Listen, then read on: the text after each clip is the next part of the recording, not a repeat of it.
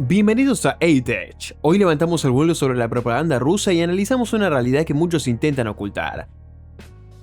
A pesar de algunas ganancias territoriales puntuales y de una retórica triunfalista, Rusia está perdiendo, en términos fundamentales, la guerra que inició en Ucrania en febrero de 2022. ¿Qué fallas logísticas y qué niveles de corrupción provocaron el fracaso de la Blitzkrieg inicial? Y sobre todo, ¿cómo esta guerra ha obligado a Rusia a recurrir a tecnologías improvisadas mientras acelera la expansión de la OTAN? Las respuestas en este video. ¡Comencemos! El indicador más contundente de este fracaso es el devastador costo humano. Las estimaciones de los servicios de inteligencia y de diversos organismos de investigación independientes dibujan un panorama sombrío para Moscú. Según un documento filtrado y posteriormente confirmado por varias fuentes, Rusia habría sufrido aproximadamente 1,13 millones de bajas entre muertos, heridos y desaparecidos desde el inicio de la invasión. Solo durante 2025 las pérdidas habrían alcanzado unos 346.000 soldados, es decir, más de 35.000 al mes, una sangría sin precedentes en la historia reciente. Esta cifra incluiría aproximadamente 87.000 muertos confirmados, 33.976 desaparecidos, 158.529 heridos y 2.311 capturados.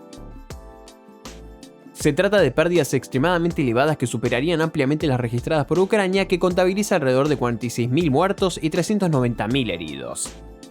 La cifra de fallecidos confirmados han sido respaldada por investigaciones realizadas por medios independientes rusos que han utilizado registros públicos para identificar decenas de miles de nombres concretos. Por su parte, el Ministerio de Defensa británico y los servicios de inteligencia estadounidenses han estimado regularmente las pérdidas acumuladas rusas entre muertos y heridos en una horquilla de entre 400.000 y 500.000 efectivos, subrayando un nivel de desgaste diario difícilmente sostenible. Las estrategias rusas se han traducido en lo que muchos analistas describen como asaltos de carne, donde soldados frecuentemente mal entrenados son enviados a ofensivas extremadamente costosas. Este desgaste constante de personal reduce significativamente la capacidad ofensiva del ejército. Esta táctica, observada especialmente durante las batallas de Bakhmut y Avdiivka, ha sido ampliamente documentada por el Institute for the Study of War. Se basa en el uso masivo de oleadas de infantería con apoyo blindado limitado o inexistente para saturar las defensas ucranianas y agotar sus reservas de munición. También está vinculada en la incorporación de grupos como los prisioneros reclutados por Wagner y posteriormente por las unidades de Storm Z. Frente a este ritmo de pérdidas, Rusia ha intensificado los procesos de reclutamiento forzoso, recurriendo de manera desproporcionada a minorías étnicas de regiones periféricas, una práctica que ha contribuido a aumentar las tensiones sociales dentro del país. Paralelamente, las pérdidas materiales también han sido enormes. Más de 20.000 unidades de equipamiento militar habrían sido destruidas o capturadas, incluyendo carros de combate modernos y modelos mucho más antiguos como los T-54 y T-55, heredados de la década de 1950, lo que refleja un progresivo deterioro de las capacidades militares rusas. La aviación ha perdido más de 400 aeronaves y la flota del Mar Negro ha sufrido importantes reveses, entre ellos la pérdida del crucero Moskva. La creciente vulnerabilidad de este material frente a las armas occidentales avanzadas y a los drones ucranianos ha contribuido a que la situación estratégica de Moscú resulte cada vez más complicada. El campo de batalla moderno es una ecuación de velocidad y precisión. Sin embargo, el ejército ruso ha dado muchas veces la impresión de ser un gigante con pies de barro frenado por sus propias debilidades estructurales. La ambición de la Blitzkrieg se estrelló contra la realidad de una logística diseñada para otra época y minada por la incompetencia. La invasión también dejó al descubierto profundas fallas organizativas y logísticas. El plan inicial de una rápida ofensiva sobre Kiev se derrumbó en poco tiempo. Las fuerzas rusas comenzaron a sufrir graves carencias de combustible, municiones y suministros básicos. Las rivalidades dentro de la cadena de mando, las constantes rotaciones de oficiales y la mala coordinación entre unidades socavaron la eficacia general de las operaciones. La incapacidad para lograr la superioridad aérea, combinada con ataques ucranianos cada vez más precisos, terminó transformando el conflicto en una larga guerra de desgaste. La corrupción sistémica aceleró el deterioro del equipamiento militar y limitó la modernización de las fuerzas armadas. Hoy, Moscú se encuentra atrapada en una guerra de posiciones estática, incapaz de quebrar la resistencia ucraniana. Los analistas militares señalaron muy pronto el colapso logístico ruso. La doctrina militar estaba diseñada para operaciones de corto alcance. Más allá de unos 100 kilómetros de los depósitos de abastecimiento, los camiones logísticos sin blindaje se convertían en objetivos fáciles. La escasez de vehículos logísticos modernos y la centralización de los depósitos de municiones vulnerables a los sistemas HIMARS y a los drones obligaron a modificar la estrategia. La corrupción desempeñó un papel agravante fundamental. Fondos destinados al mantenimiento y la modernización fueron desviados durante años.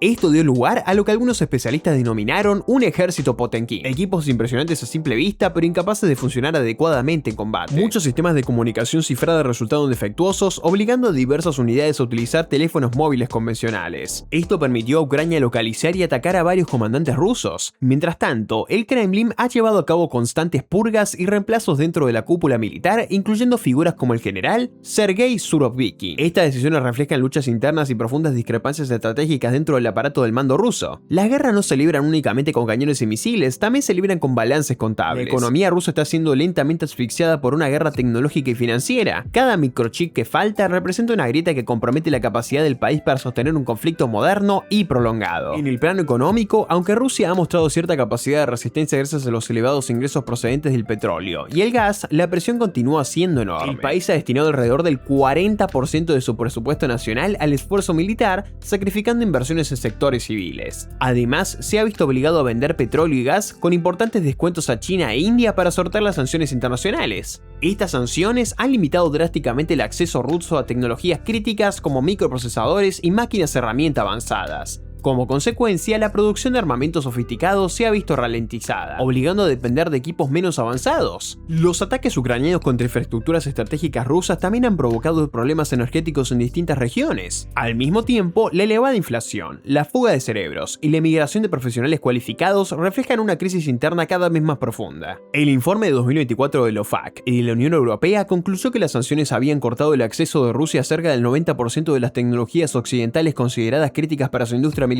La fabricación de misiles de crucero avanzados se ha visto afectada por la escasez de microprocesadores, obligando a reutilizar componentes electrónicos extraídos de productos de consumo, una práctica documentada por el Royal United Services Institute. Por otra parte, el límite de precios impuestos por el G7 al petróleo ruso obligó a Moscú, según la Agencia Internacional de la Energía, a ofrecer importantes descuentos a China e India, reduciendo significativamente sus márgenes de exportación. La dependencia de China se vuelve cada vez más asimétrica. Rusia exporta materias primas a precios reducidos, mientras importa tecnología china para sostener parte de su economía. Además, el uso creciente del yuan en las transacciones internacionales contribuye a alejar aún más a Rusia del sistema financiero global dominado por el dólar. El mayor error estratégico del Kremlin no ha sido militar, sino geopolítico. La invasión tenía como objetivo dividir y debilitar Occidente. Sin embargo, provocó exactamente lo contrario: una renovada unidad transatlántica y una expansión de la alianza que Rusia pretendía desmantelar. El régimen, que buscaba proyectar una imagen de fortaleza inquebrantable, muestra ahora profundas grietas internas. Desde el punto de vista geopolítico, la invasión ha producido un efecto opuesto al que esperaba Moscú. La OTAN se ha fortalecido con la incorporación de Finlandia y Suecia.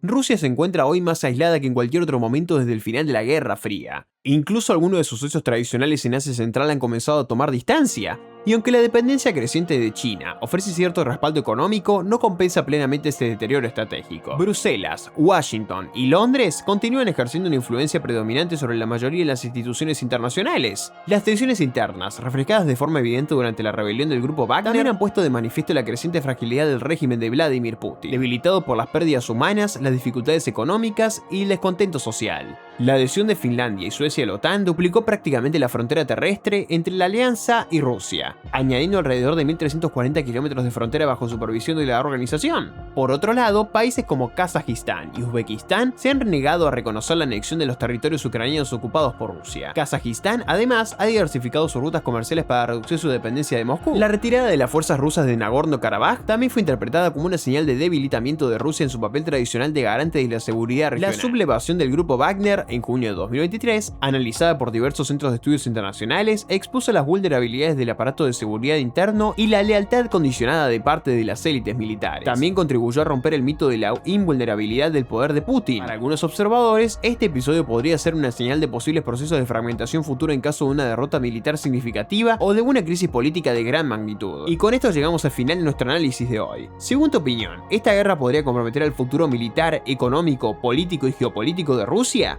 Y si este análisis te resultó interesante, no olvides dejar tu like, suscribirte al canal y activar las notificaciones para no perderte los próximos videos. Tu apoyo nos permite seguir manteniendo la calidad y la independencia de nuestro trabajo, así que nos vemos en la próxima.